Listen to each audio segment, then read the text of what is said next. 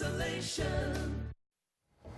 Talking about your good health today on Ask the Expert. Dr. Szepiela back in the studio with us to answer some of your questions. Doc, good to see you. Let's start off with this first one. Caller says, I've heard a lot recently about addiction to drugs and prescription medications. Is this being blown out of proportion, or what do you think? Is this a real issue that people should be concerned with?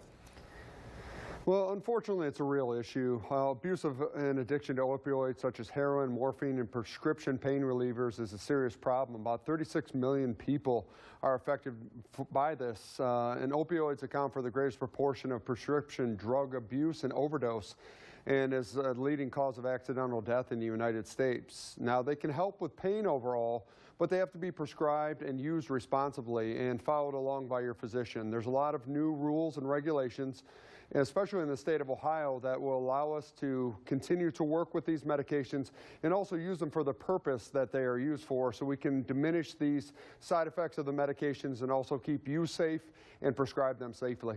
All right, and our next question for the doctor today. Caller wants to know, is it safe to take my kids to the pool? I hear a lot about people getting sick recently. Heard a lot about this in the Indianapolis area. What do you think?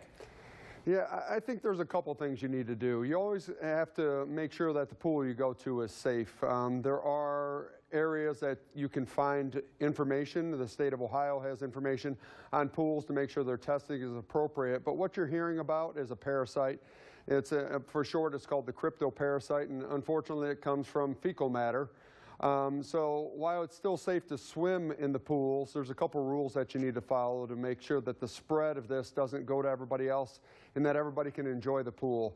One of the things that you can do is not have your children swallow the water, and I know that's hard to control with younger kids, but overall, you know, if you see them doing it, or just warn them before they get in not to be drinking or swallowing the water, keep them hydrated in a different way.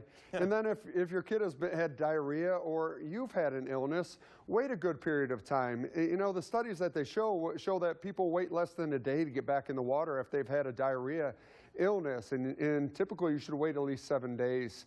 And there are even self-checkers where you can check your pool's chlorine levels and pH levels to make sure it's safe, so that you actually want to swim in this. All right, and make sure that the water, as you said, is up to snuff, chemically speaking. Yep. Doctor, good to see you as always. Have a great one. Thank you, you too. Thank you. And coming up tomorrow, we will talk about your legal matters, should you have them.